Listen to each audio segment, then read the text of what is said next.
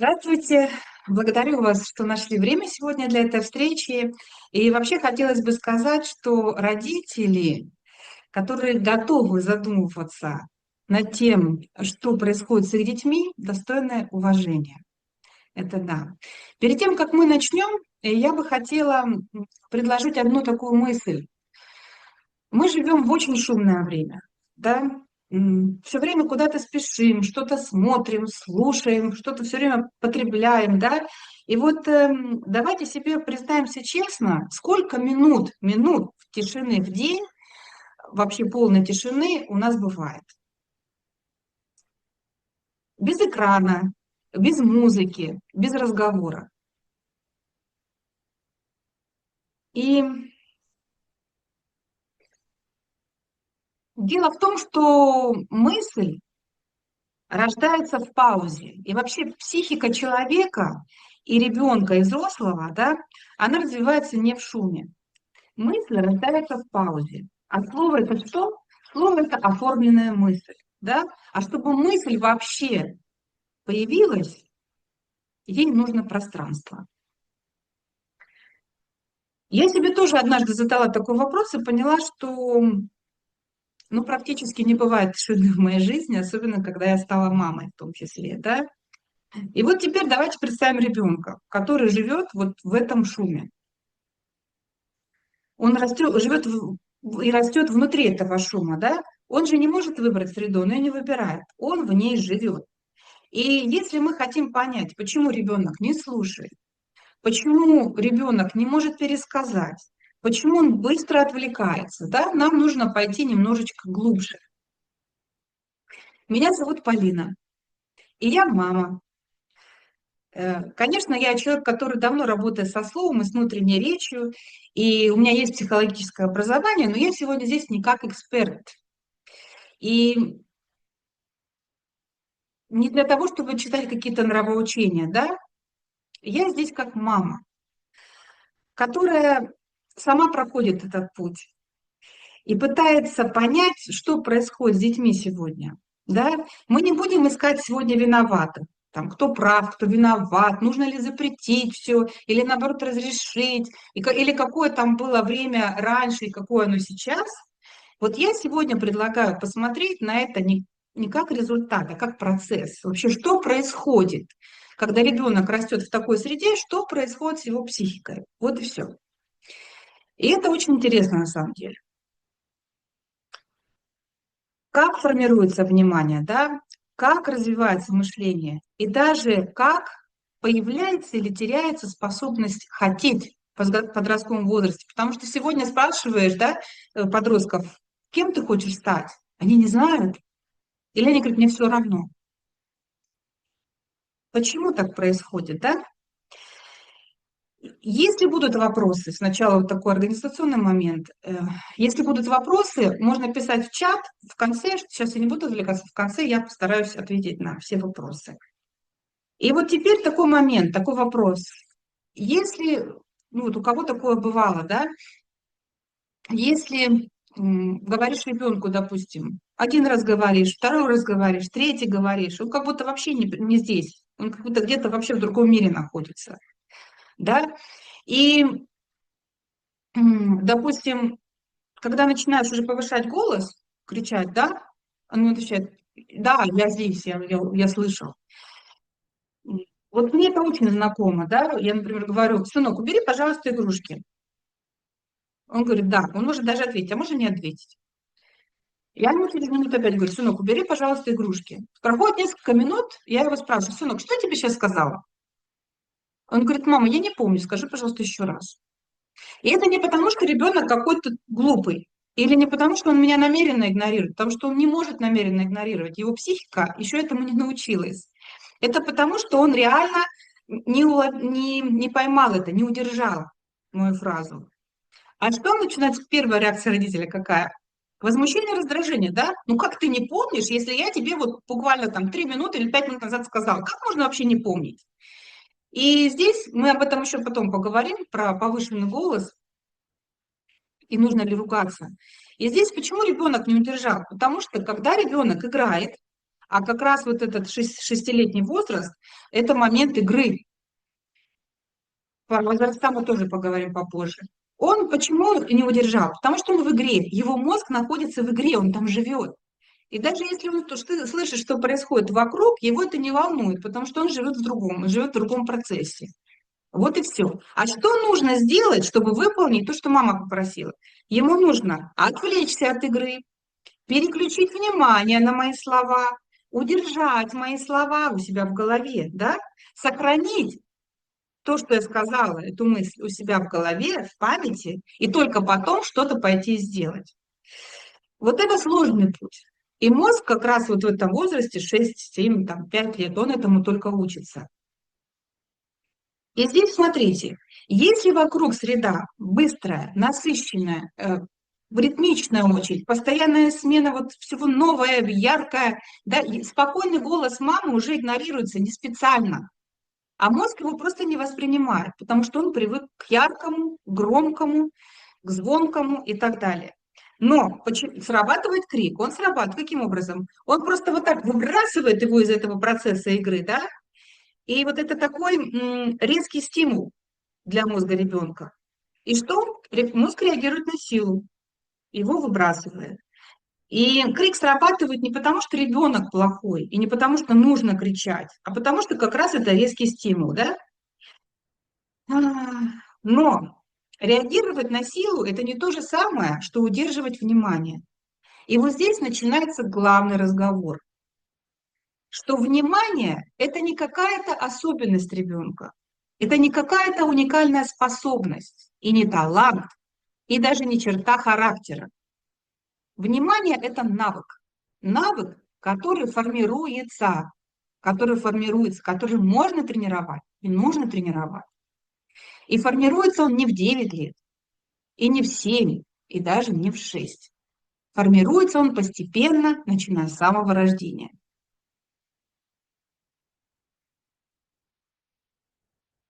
Что же такое внимание на самом деле? Вот говорят, есть усидчивые дети, есть невнимательные дети, да? Вот еще раз подчеркиваю, это не одно и то же. Это функция мозга. Внимание– это функция мозга, это навык. То есть, что это? Что за навык? Это способность выбрать из множества что-то одно, удерживать это у себя в голове и не отвлекаться на все остальное. А теперь давайте честно. В какой среде живет ребенок? В среде, где все яркое, быстрое, меняется каждые несколько секунд, и мозг привыкает к этому ритму. Вот мы здесь постепенно переходим к теме, которая среда. И я попозже сейчас про нее поговорю. То есть вот ребенок, он привыкает к постоянной новизне.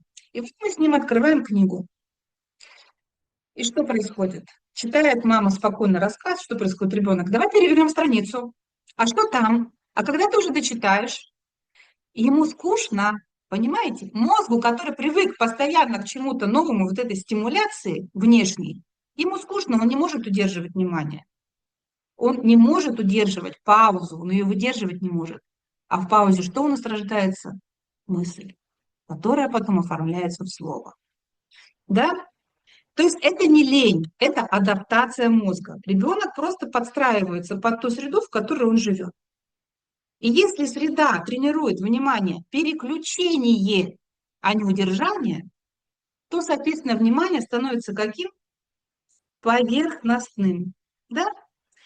И вот я читаю ребенку какую-то сказку или рассказ, причем он сам выбирает книгу. Я говорю, выбери то, что тебе нравится. Он выбирает, он знает, он выбирает эту книгу, говорит, ой, мне так нравится, давай читай. Я читаю. Говорю, сынок, нравится? Нравится, да, читай, продолжай читать. Причем он что-то там руками уже делает, да, что-то там где-то уже.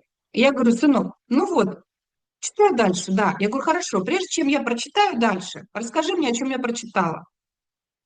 Он так задумывается и говорит, мам, я не помню. Можешь прочитать еще раз? Видите, что происходит? Информация не закрепилась, потому что он слушал по верхам. А чтобы пересказать, что нужно? Удержать мысль, переработать ее внутри, да? То есть выстроить надо ее внутри, и потом только своими словами высказать. А своими словами возникают когда? Когда есть пауза, когда рождается внутренний диалог, внутренняя речь, и тогда она уже превращается во внешнюю. Паузы нет. И этому вот нужно учиться, да? И опять же хочется подчеркнуть, что здесь очень важный момент, опять же. Навык внимания тренируется не в школе и не в 6 лет. Он тренируется постепенно. То есть в каждом возрастном периоде идет какая-то вот тренировка. И если оно не поддерживается, тренировка этого навыка, соответственно, пробел у нас. Поэтому ребенок растет, вот опять же, это не только про экран речи, вот мы переходим к среде. Что такое среда? Среда — это не только экран. Ну, конечно, если ребенок 24 часа в сутки в экране, то это экран. Но это же не так, правда ведь? Это ритм жизни. То есть, если мы, например, записываем ребенка в какие-то кружки, у него, как говорят, весь день расписан, да, это вопрос, хорошо это или нет. Мы говорим, давай быстрее, мы опаздываем, давай быстрее ешь, давай быстрее делай это, давай быстрее. Ему некогда остановиться вообще и побыть наедине с собой. Просто времени нет. Да? Это скорость, вот про что я сейчас уже сказала, это ритм жизни, это тон общения, как мы общаемся, это тоже отдельный разговор. Количество шума, количество, или, допустим, не количество даже, а наличие пауз в жизни, о чем я уже говорила. И способность самих взрослых уметь останавливаться, способность самих взрослых останавливаться. Сами-то взрослые в состоянии останавливаться. Потому что ребенок как раз, он не может анализировать ту среду, в которой он живет. Он в этом варится. Он в этом варится, и мозг его адаптируется. Все. Это очень простой такой механизм.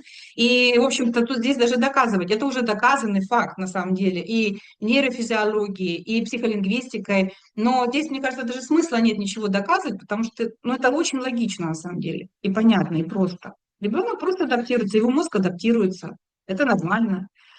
Хотелось бы еще сказать, что касается слов, не могу не сказать, потому что я со словами работаю, что, конечно же, важно, даже когда ребенок еще не понимает смысл, да, значение слов, но очень важно говорить то, что мы говорим. Выбирать слова, я имею в виду, что это какие-то коренные слова русские, если мы говорим про русский язык, понятные даже для нас. То есть то, что в чем уже есть такой пласт культуры и истории содержится. Конечно, важно, с какой интонацией мы это говорим, с какой скоростью мы это говорим. Все это важно, и потому что для него вот слова — это даже не смысл еще, а это вот тон жизни, ритм, да? Вот все это он воспринимает эту среду как единое целое. Плюс, что еще у нас средой является? Музыка, даже если она фоновая. И посмотрите, это будет классическая музыка, либо это будет тяжелый рок, допустим, или там, я не знаю, рэп там или еще что-то. Да? Это визуальные образы, какие окружают ребенка. И здесь как раз можно пойти уже, что касается визуала, какой образ, особенно в 7, в 6, ну, мы сейчас по возрастам поговорим, когда формируется образность, развитие воображения и так далее. И здесь что можно сказать, что ребенок чувствует форму. И те же, например, книжки, да, иллюстрации. Если это царевна, принцесса, а все девочки хотят быть принцессами, а все мальчики хотят на принцессах жениться. Ну, это нормально, правда ведь? И если эта принцесса иллюстрируется как какая-то девушка с пышной грудью, практически полностью открытой, с такими вот губами пышными, да, там яркие какие-то вот этот образ на сегодняшний день, он есть в детских иллюстрациях. И есть он и в мультфильмах в том числе. И здесь какой у ребенка формируется образ, эталон? Принцесса, царевна, какая она должна быть? Понимаете? И девочка захочет именно такой стать потом. И мальчик захочет на такой жениться. Я не знаю, плохо это или нет, но момент такой, что мы опять переключаемся на внешнюю. То есть, когда вот это внешнее постоянное переключение, яркие, сочные, вот такие с токсичными цветами образы, происходит замена образа внутри. Он не формируется внутри образ. Образ, он должен быть, ну, то есть девочка, ей все равно, какая она внутри. Она об этом даже не успевает подумать. Она думает о том только, какая она снаружи. Понимаете? И мальчику не важно, какая девочка, что она себе представляет. Важно, как она выглядит. А ведь ей с ней жить потом. А жить это не просто как выглядит. Это гораздо все сложнее и интереснее. Ну ладно, я маленько отвлеклась. Просто хотела сказать, что ребенок растет не только в экране, не в экране он растет в среде, которая его окружает. И среда это все. Это форма, это пропорции, это музыка, да, это иллюстрации, визуальные образы, ритм жизни и так далее. И в каком же возрасте у нас все начинается? Давайте коротко пройдем по возрастам. Итак, с рождения до 3 лет, да, у ребенка формируется базовый ритм нервной системы. Ребенок учится чувствовать, да, спокойно, небезопасно, интересно. Он учится проживать чувства. И также у него формируется доверие к миру, доверие миру. И здесь очень важно, чтобы вот стимулы были очень умеренными, потому что нервная система, она еще очень незрелая. Следующий возраст, такой ключевой период, как я уже сказала, да, потому что это возраст игры, воображения, фантазии, развития образности, да.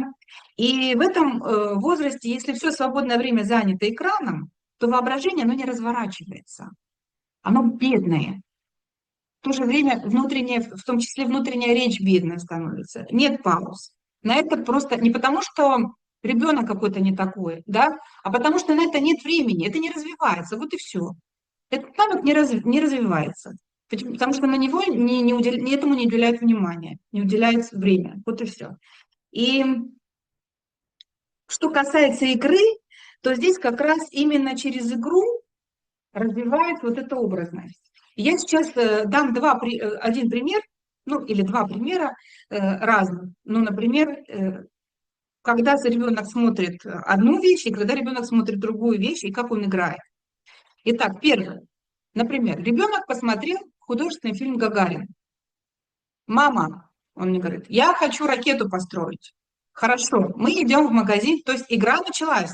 Видите, мы идем в магазин, покупаем ватман. Мы строим ракету 2 дня.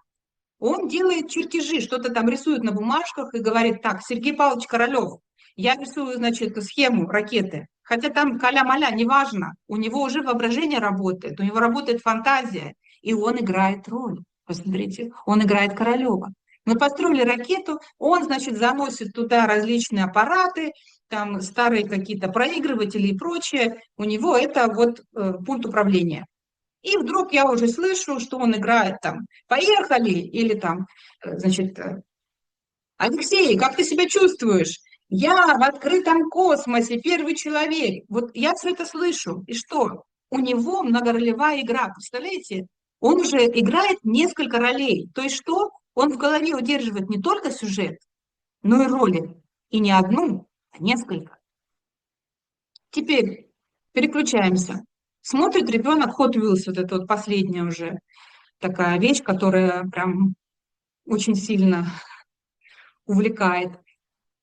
Это такие, сюжета нет вообще, и либо он очень короткий, там очень ритмичная музыка, одна и та же фраза поется, яркие такие кислотные очень цвета и очень резкая смена картинок. Я не знаю, даже если посчитать за полминуты, сколько там картинок меняется.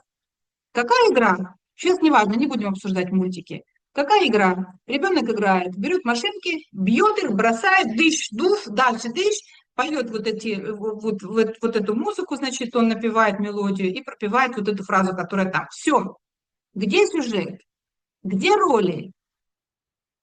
Где вот много дней у него там была ролевая игра? Да? Сюжетная линия какая длинная. Просто я для примера рассказала, какая может быть игра.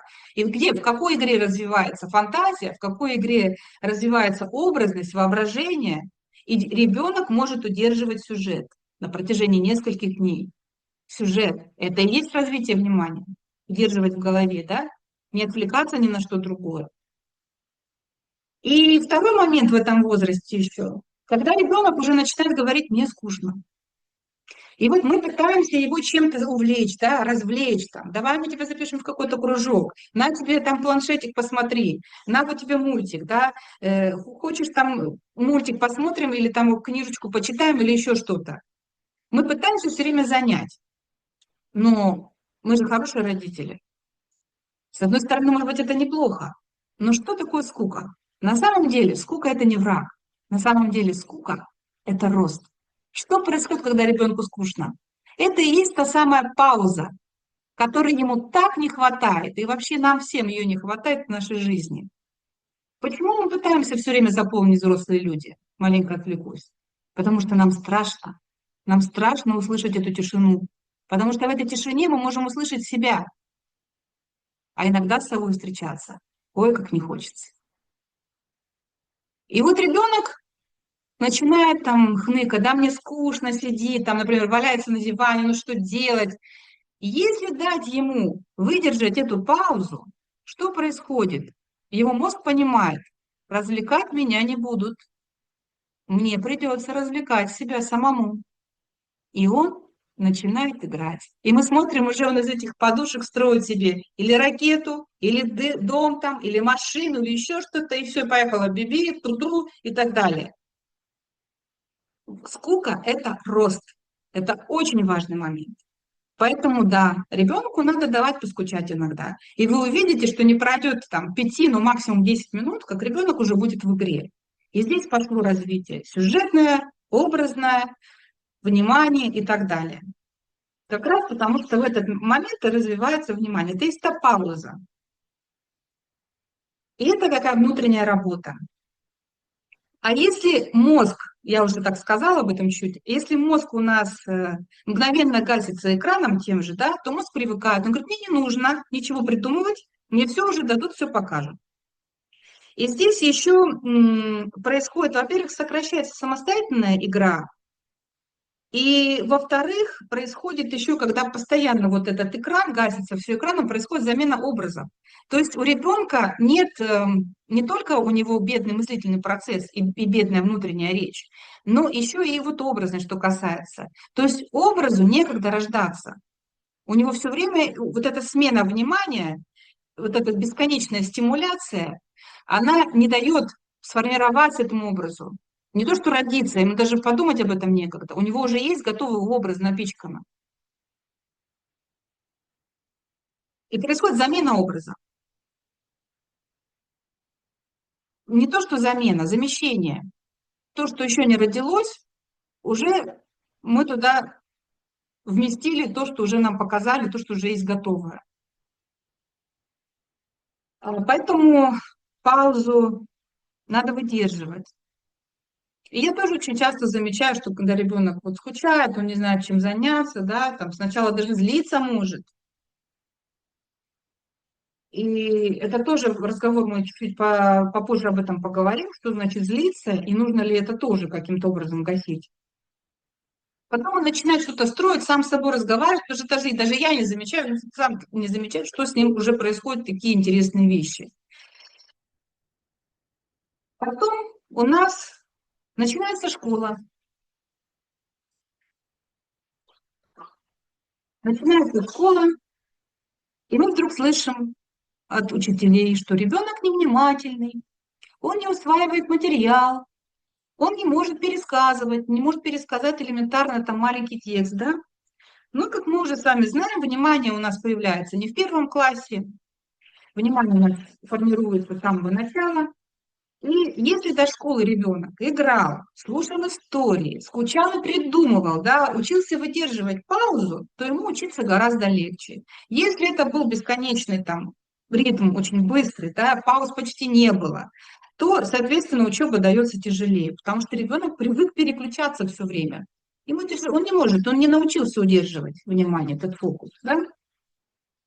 Вот такой вот механизм. Поэтому, если мы не тренировались раньше, то учеба становится тяжелой. Дальше у нас самый такой чувствительный возраст, подростковый, очень чувствительный период. И это время, когда ребенок начинает искать себя. Он себя ищет, он проверяет границы, он примеряет какую-то роли, да, без конца. Он хочет признания, хочет силы, он хочет быть значимым. Вот это такой возраст идентичности. И ребенок больше, он не просто играет, он пытается понять, да, кто я, какой я, где мое место.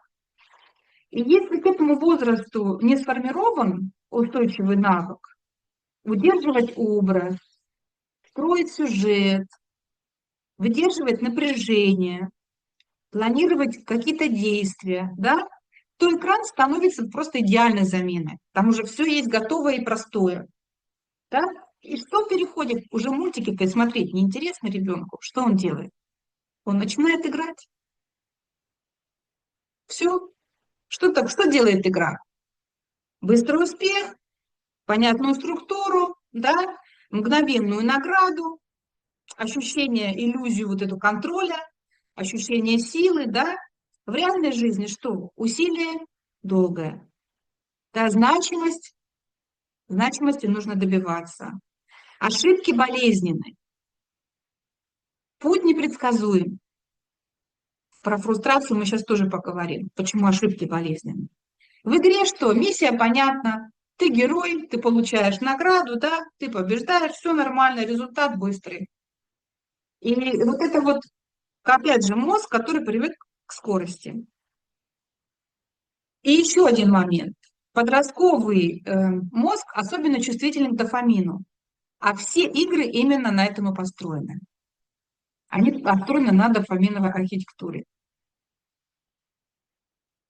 Теперь, что же происходит, если ребенок не привык, да, если внутренняя речь, как я говорила, уже слабая, да, не привык строить долгий сюжет, держать внутренний диалог, проживать скуку, выдерживать фрустрацию, то игра становится не развлечением, а регулятором состояния.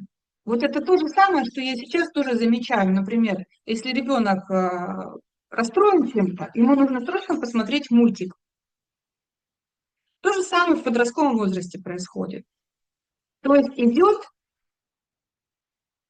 регуляция состояния. Я не играю, а я не могу не играть. И если в 3-7 лет, как мы уже говорили, да, экран может заменить внутренний образ, то уже в этом возрасте возникает замена, ощущение собственной ценности. Не в жизни, а в игре, мы про игру говорим, да, замена. Замена социального опыта, замена опыта преодоления и в том числе формирования характера. То есть что происходит? Ребенок начинает получать признание в виртуальном мире, получает статус в виртуальном мире и силу в виртуальном мире. А реальность для него что? Она слишком медленная реальность. Все, это ему неинтересно. И вот отсюда как раз идет, что кем ты хочешь стать в жизни, а ему уже неинтересно даже думать об этом. Вот и все. И здесь, конечно, разговор сейчас не про запреты, не про то, что игры– это зло, а разговор сейчас о том, что если у человека вот эта внутренняя опора, которая именно позволяет игре быть для него развлечением, а не заменой жизни. То есть вот этот внутренний центр, который скажет, подожди, у меня есть дела, вот я буду отдыхать, я потом поиграю. То есть это разные вещи. Способность выиграть, способность не выиграть, а выдержать вот этот проигрыш, да, опять же, та же фрустрация. Способность жить без стимуляции. И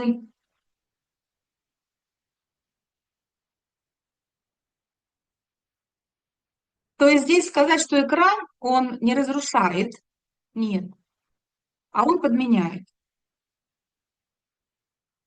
Человек начинает, ну, человек, ребенок начинает жить уже не здесь, а там. И если в 3-7, да, вот этот возраст такой ключевой, ребенок учится строить сюжет, то уже вот в этом возрасте ребенок учится строить жизнь. И если первый, да, прошел фрагментарно, то есть по верхушкам, то второй становится сложнее. Это тоже психологический вывод. Не невозможно, но сложнее. Ну, про игровую зависимость не буду говорить, хотя, в принципе, тут и так понятно, да? Почему убрать экран не работает? Вот если мы говорим, все, больше никаких мультиков, что происходит? Ребенок остается без привычного стимулятора. Он уже к этому привык. Его мозг адаптировался, и тут вдруг раз, и тишина. Вот так тоже не работает. Мозгу-то нужно опять адаптироваться. Потому что экран, он часто работает как переключатель эмоций, да, вот мы говорим про скуку, про если там ребенок расстроенный, мы быстрее, давай мультик посмотришь, если ребенку скучно, давай быстрее мультик посмотришь. То есть для него это способ отвлечься, способ переключить эмоциональное свое состояние. И если вот мы убираем экран сразу, у ребенка возникает очень сильное напряжение. То есть мозг не понимает, что происходит-то, что происходит. Он начинает что делать? Но я очень хорошо это знаю, что он начинает делать. Он начинает устраивать буквально истерику, он начинает злиться, он начинает плакать, выпрашивать. И очень больно на это смотреть на самом деле. И, конечно же, многие родители идут на то, чтобы опять включить и сказать, ну ладно, смотри уже, господи, лишь бы только не кричи уже, да. И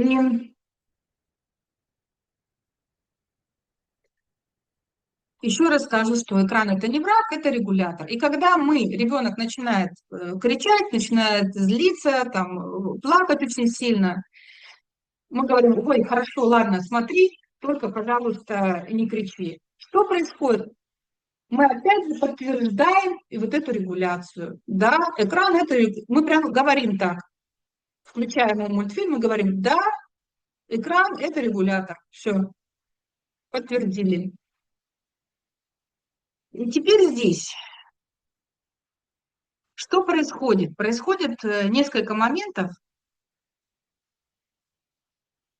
Если мы либо, вот как я уже сказала, начинаем включать, разрешаем, это один момент как подтверждение. Второй момент, если мы стоим на своем. Ребенок кричит, ребенок плачет. 5 минут, 10 минут, 15, 20. Что происходит с психикой взрослого человека с родителем? Он начинает возмущаться и начинает злиться, правильно? Ну, тяжело родителю все время слушать вот детский плач, возмущение там его. Он может обзываться, там, он может подходить даже руку поднимать на маму или там, на папу. И здесь важный момент. Мы начинаем ругаться. Мы говорим, ну-ка перестань, замолчи, да сколько можно, ну это невозможно же тебя слушать, да? Что происходит в этот момент? Мы говорим ребенку, ты плохой, злиться это плохо, злиться нельзя. Если ты будешь злиться, мама тебя не будет любить. В этот момент происходит очень хорошая, интересная вещь. Ребенок начинает подавлять свою эмоцию. Подавленная эмоция равно зажим в теле. А эти зажимы мы потом разбираем и убираем на курсе, когда появляется голос, которые могут жить с самого детства. Вот так. То есть,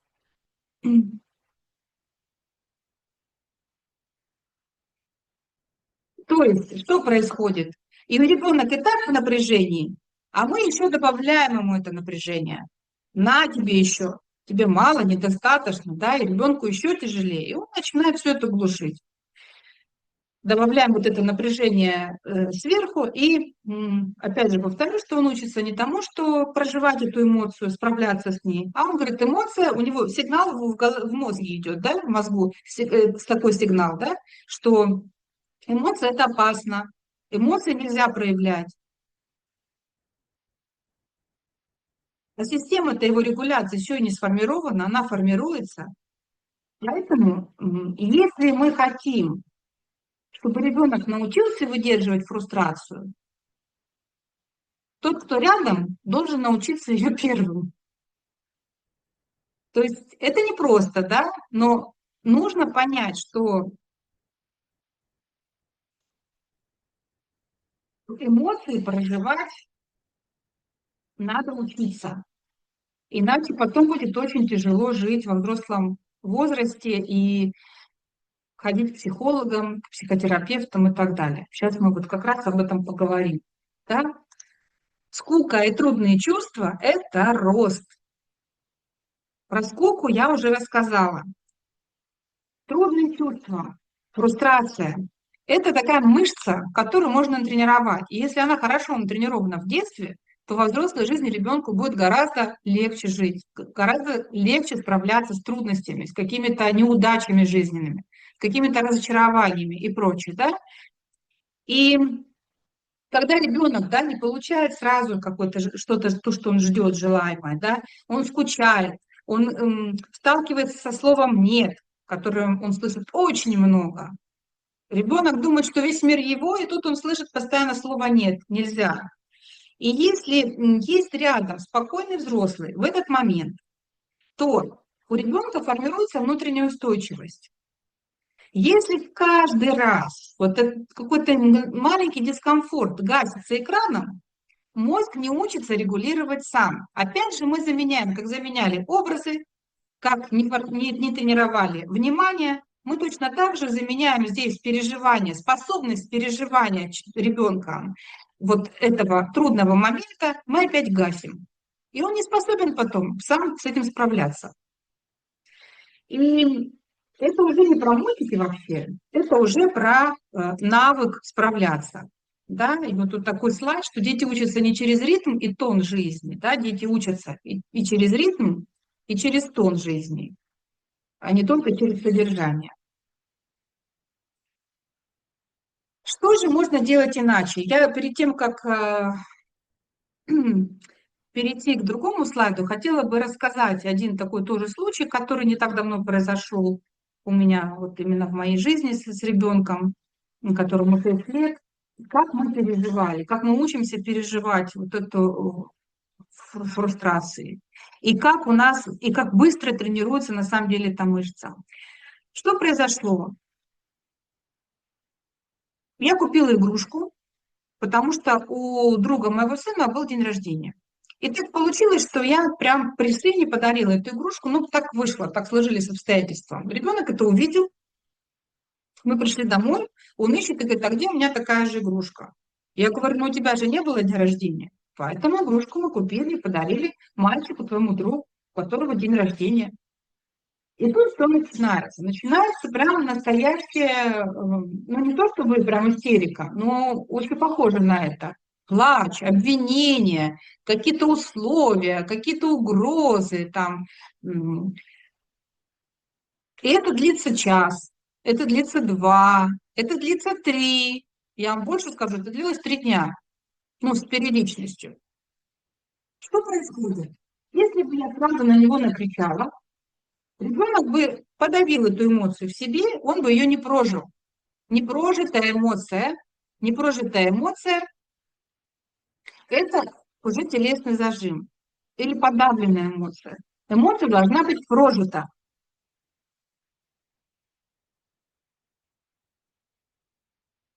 Ну что, он выплакался, я говорю, хорошо, сынок, когда ты успокоишься, мы с тобой поговорим. Я рядом, я тебя люблю. Что здесь происходит? Он понимает, злиться можно, плакать можно. Единственный момент, когда он на меня замахивался и говорил, сынок, злиться можно, пить нельзя. Да, злиться можно, эмоцию проживать можно. И он понял, что эмоцию проживать– это не опасно, это нормально. Бывает, ну что, человек злится, бывает, расстраивается, плачет, плакать можно. Да? Потом он успокоился, подошел, у него опять началось. Опять. Он видит рядом с собой спокойную маму. Он понимает, что даже когда он злится, даже он, казалось бы, как многие говорят, плохой мальчик, мама все равно его любит. Значит, это нормально, но у всех бывают эмоции. Проходит через, допустим, день проходит, он подходит ко мне и говорит, мама, Я вот все равно, я вот думаю, и никак у меня из головы не выходит вот эта игрушка. То есть он до сих пор в этом процессе. Но он ко мне подошел и мне об этом сказал. Это уже доверие. Он рассказал. То есть плюс ко всему еще, мало того, что злиться можно, еще и доверять можно. И так далее. Ну и все, в конце концов мы купили эту игрушку, но не сразу, а мы купили ее через 4 дня. И пошли мы уже осознанно. То есть у нас уже не было никаких истерик, ничего.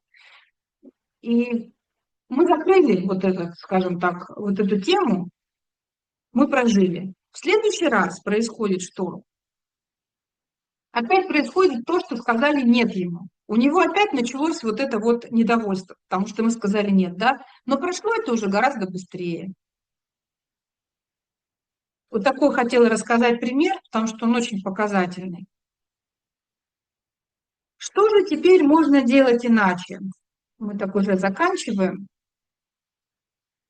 И что можно начать менять уже сейчас, да? Смотрите, если мы просто убираем экран и больше ничего не меняем, то мы оставляем ребенка в пустоте, а навык-то у него не сформирован, да?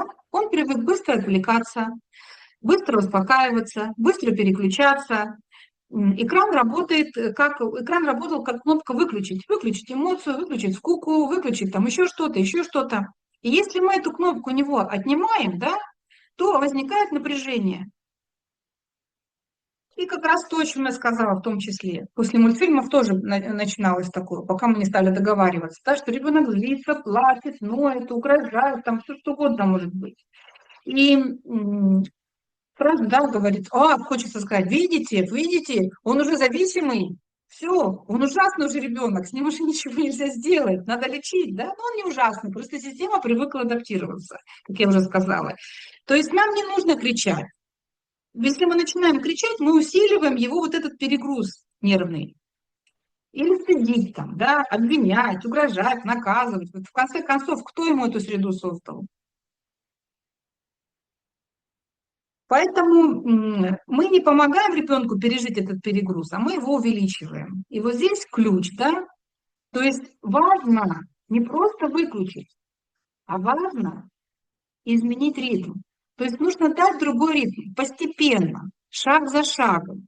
Дети учатся ведь не только через контент, как уже было сказано выше, да, они учатся через ритм семьи, да, через тон, про что я уже говорила, и через слова, которые они слышат от нас.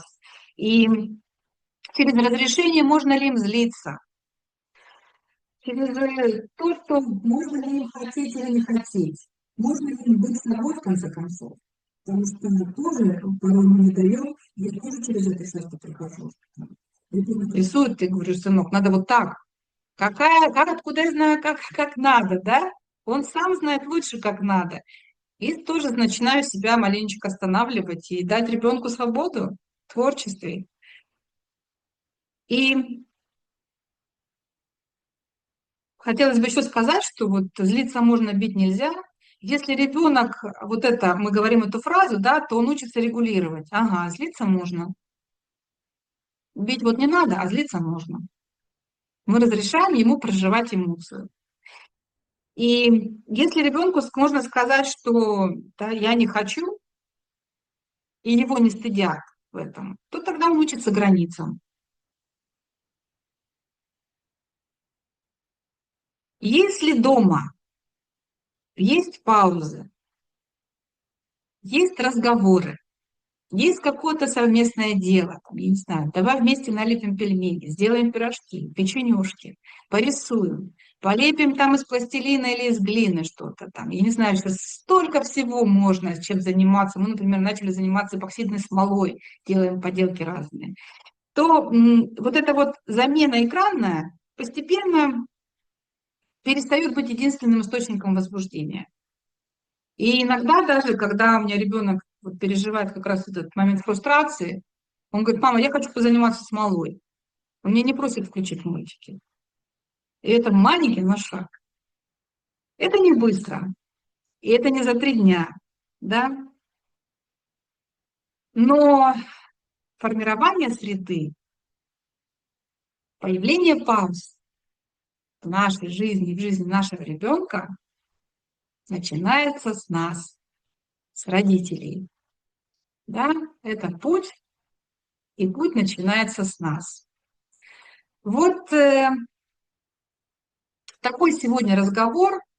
Надеюсь, у меня получилось донести суть в том, что такое среда, что происходит с психикой и с нервной системой ребенка, когда среда становится вот такая вот активна. Потому что даже если мы пойдем с вами в магазины, там то же самое. Этикетки кричат своими яркими цветами, там смены яркие, рекламные щиты, это вот все. Поэтому, если, наверное, мы сами будем себе давать немножечко в жизни тишины, чтобы было пространство для мысли, да, формирование мысли, формирование слова, то тогда будет меняться внутренняя речь и внешняя речь, и ритм жизни, и, конечно же, ритм наших детей. Об этом хотела сегодня поговорить. Есть вот ссылка на мой канал, да, путь продолжается, он продолжается в нашем канале «Школа Глаголь».